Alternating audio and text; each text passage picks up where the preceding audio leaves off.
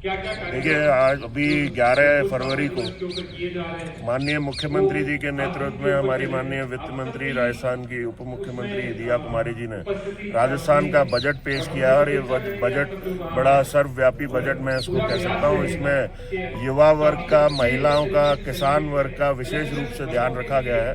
सभी वर्गों का ध्यान रखते हुए खास तौर से किसान की हम बात करें, भरतपुर की अगर हम बात करें तो भरतपुर और डीग को बहुत ही विशेष रूप से इस बजट के अंदर योजनाएं दी गई हैं। जैसे एयरपोर्ट को लेकर फीजिबिलिटी रिपोर्ट हमारी सरकार भरतपुर और डीग के लिए तैयार कराएगी। बहुत सारी हमारे भरतपुर का और डीग का बहुत सारा ऐसा एरिया है जिसमें पानी की ज़्यादा आवक होने के कारण, अतिवृष्टि होने के कारण जल भराव हमेशा रहता था।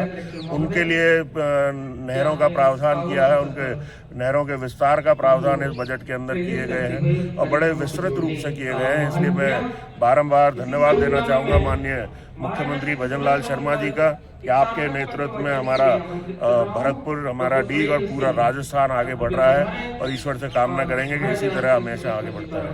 दीर्घकालिक सोच के आधार पर पहली बार आपने देखा होगा कि आज की आधुनिक तकनीकी में दो नाम सबसे महत्वपूर्ण होते हैं, सेमीकंडक्टर और चिप।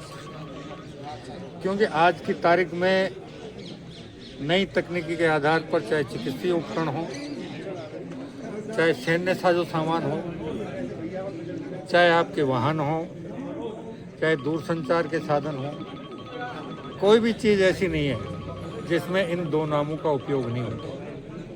और अब तक पूरे विश्व में 2-3 देशों का वर्चस्व इन वस्तुओं के निर्माण पर था। भारत ने पहली बार इस दिशा में कदम बढ़ाया है और आने वाले समय में भारत सेमीकंडक्टर और चिप निर्माण का एक प्रमुख हब बनने की दिशा में आगे कदम बढ़ाकर कामयाब होगा।